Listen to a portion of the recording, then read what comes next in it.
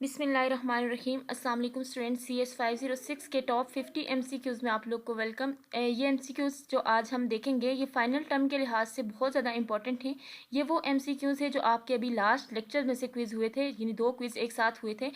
तो वो lecture number 23 से आगे ही थे, 31 32 में से ज़्यादा डाटा पिक किया गया। अच्छा, ये जो MCQs हैं, वैसे तो हमारे पास बहुत ज़्यादा फाइल्स होती हैं MCQs की, जिसमें 400 500 प्लस MCQs आपको मिल जाते हैं। लेकिन उससे क्या होता है कि हम लोग उनको तैयार तो कर लेते हैं, लेकिन चीज़ों को काफ़ी देर यानी ज़्यादा देर तक अपने माइंड में नहीं रख सकते। और पेपर में ऐसा होता है कि हम जाके चीज़ों को मिक्स करते हैं, फिर नहीं समझ आ रही होती कि इस MCQs का करेक्ट ऑप्शन क्या है।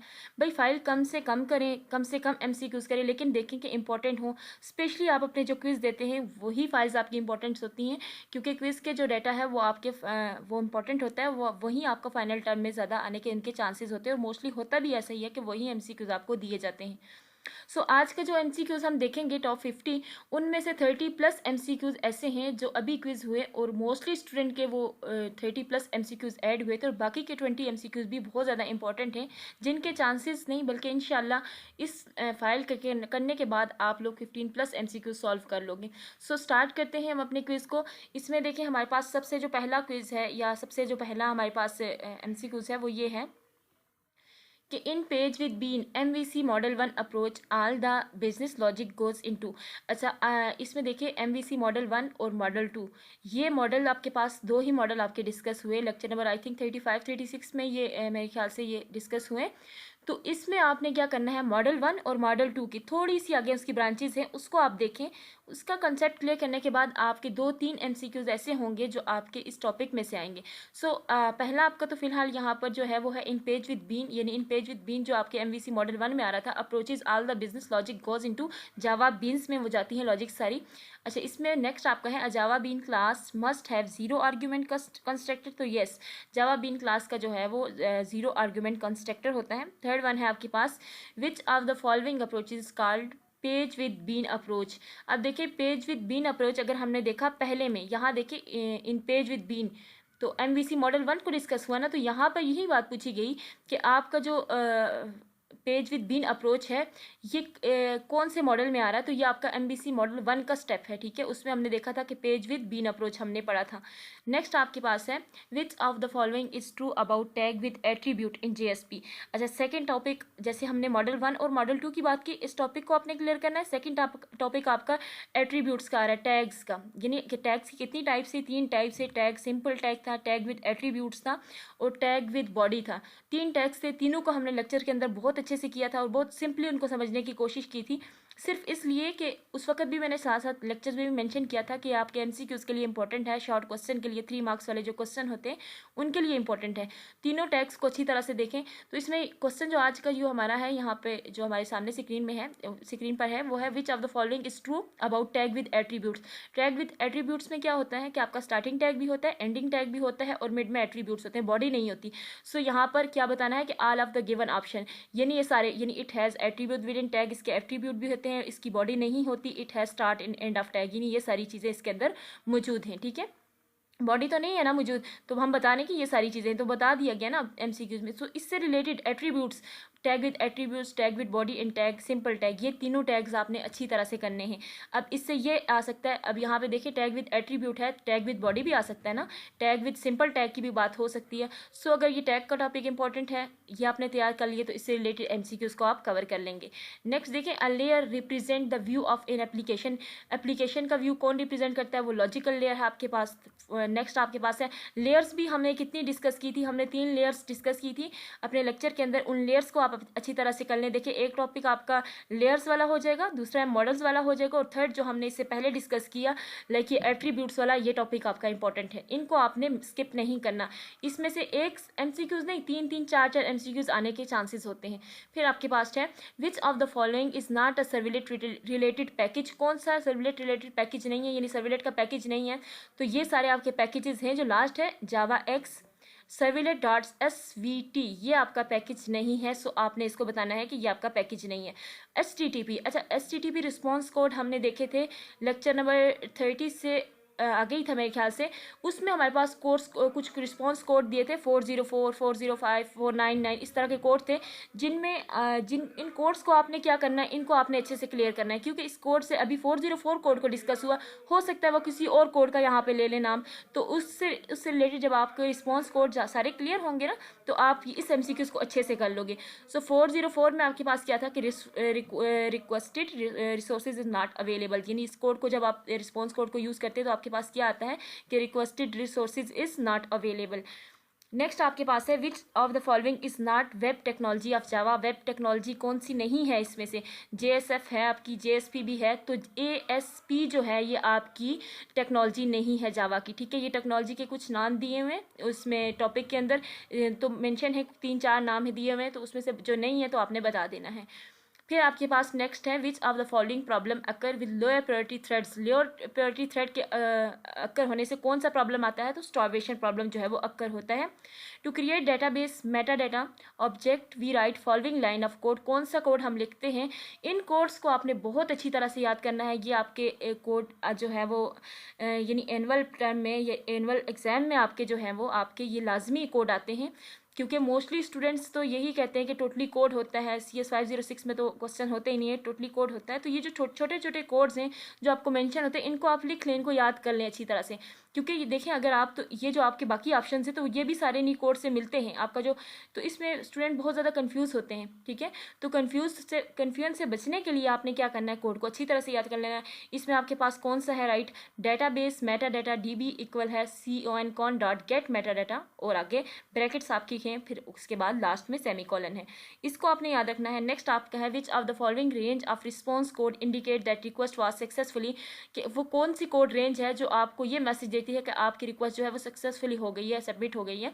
तो वो वहाँ पर आपके पास है 2000299 की जो है 6006995 500 आई थिंक 4 का भी है।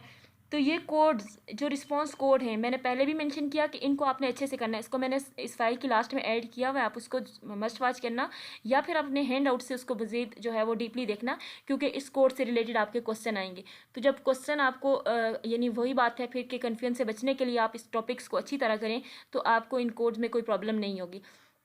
फिर है servlet mapping is defined, servlet mapping कहाँ डिफाइन होती है, web.xml में।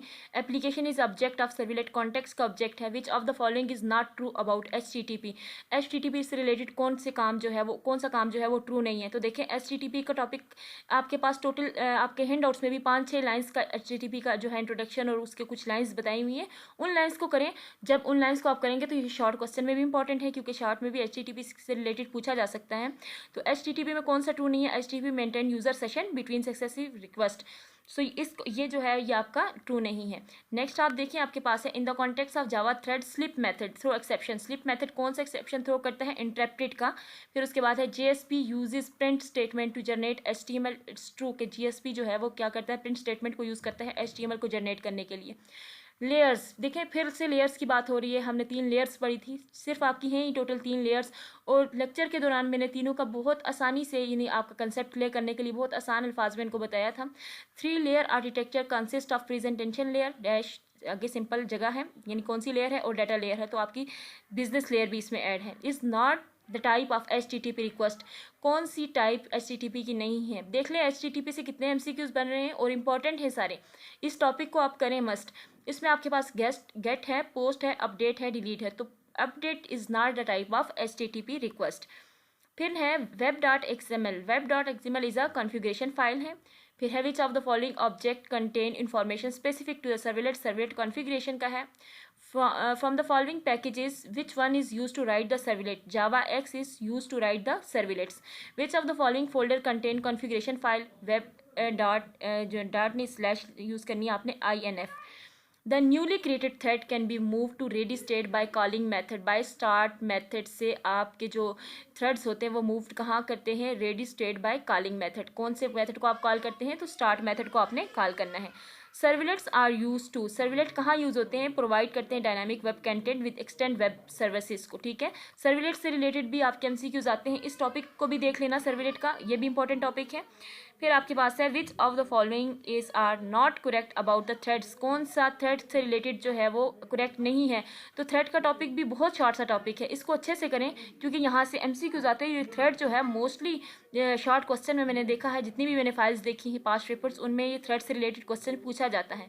तो थ्रेड तो आपको पता है कि वो हैवी वेट नहीं होते। जब हमने लेक्चर्स किए थे तो हमने कुछ उसकी 4-5 लाइन्स की जो है वो बातें देखी थी जो बहुत इसकी अच्छी थी, जिसमें यह बताया गया था कि ये हैवी वेट नहीं है। फिर उसके बाद है Java home indicates the dash of JDK, Java home root directory indicates the JDK, ठीक है। When a thread is a new state, जब आपके पास थ्रेड न्यू स्टेट में हो during its life cycle, it is just created to provide global control of JSP we use following tags. हम कौन सा टैग यूज़ करते हैं? अच्छा, ये जो टैग्स है ना आपके जेएसपी के, ये टोटल है ही 5-6 टैग्स जिनको आपने मोस्टली यूज़ करना होता है। इन टैग्स को बहुत अच्छे से करें। टैग्स आपके इंपॉर्टेंट है क्योंकि जेएसपी का अगर रिलेटेड कोई कोड आ जाता है तो उसके लिए आपको टैग का आना बहुत ज़रूरी होता है।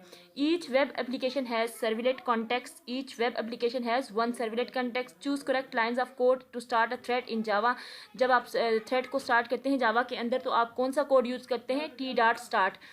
In 3-layer architecture, we do not make any direct call to database from the presentation layer. It is true.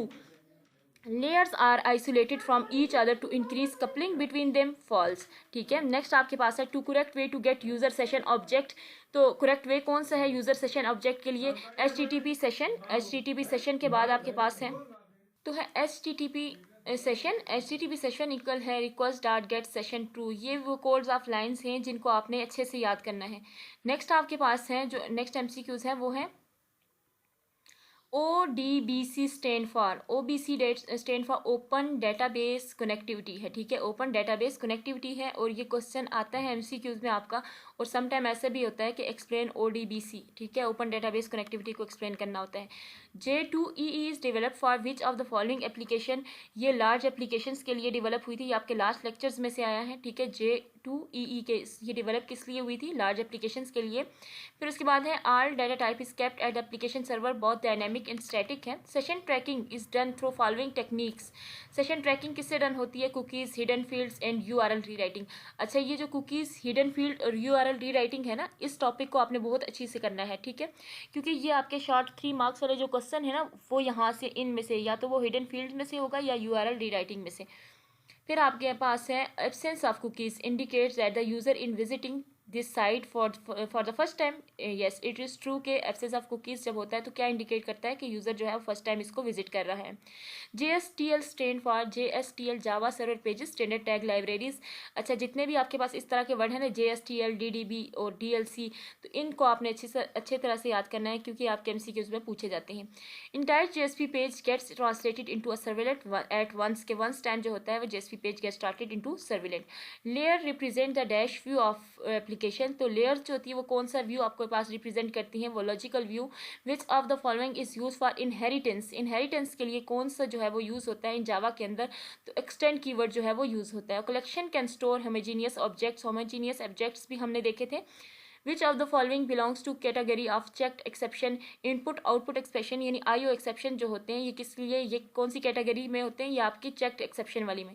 JSP forward action element is use to forward request to another resource. Yes, JSP में forward action है तो ये forward ही करेगा आपकी request को, ठीक है, ये ट्रू है। Which of the following is true about simple tag in JSP, तो देख लें पेज नंबर 377 पर ये सारा जो है वो मेंशन है टैग्स का आपके हैंड आउट्स में। इस पर आप लोग चेक करें इसको, तो यहाँ पर आपके टैग से रिलेटेड, जैसे मैंने आपको पहले बताया कि टैग के टॉपिक को आपने स्किप किसी भी सूरत नहीं करना। टैग से रिलेटेड आपसे MCQs पूछे जाते हैं। JSP एक्शन एलिमेंट्स आपको दिए हुए कुछ एक्शन एलिमेंट्स हैं JSP के, इनको आप अच्छी तरह से याद कर लें। ये भी आपके पास पेज 362 पे, आप हैंडआउट्स के पेज 362 को ओपन करें और वहाँ पे JSP एक्शन एलिमेंट्स है उनको आप अच्छे से करें। एक्शन एलिमेंट्स आपके शॉर्ट क्वेश्चन में आएगा, आपके MCQs में आएगा। ये टॉपिक किसी भी सूरत किसी भी स्टूडेंट के लिए स्किप होने वाला नहीं है। फिर उसके बाद रिस्पॉन्स कोड, ये है वो आपके रिस्पॉन्स कोड जिनको आपने किसी भी सूरत मिस नहीं करना। उसमें आपके पास जितने भी हैं 2 से 299 का, 3 से 300, 300 से 399 का, इस तरह 4 से 5 तक सारे जो आपके रिस्पॉन्स कोड हैं इनको आपने अच्छी तरह से तैयार करना है। सो ये इसके लिए पेज है आपके पास 234 पेज है आपके पास। इस पेज को आप मस्ट रीड करना, इन चीज़ों को आपने स्किप नहीं करना। अगर तो आप चाहते हैं कि आपके MCQs जो है वो अच्छी तरह से हो जाए तो आपने इन टॉपिक्स को मिस नहीं करना। यहाँ पर होता है हमारा लेक्चर फिनिश। होप्स हो कि आपको समझ आ गई होगी। ओके, अल्लाह हाफिज़।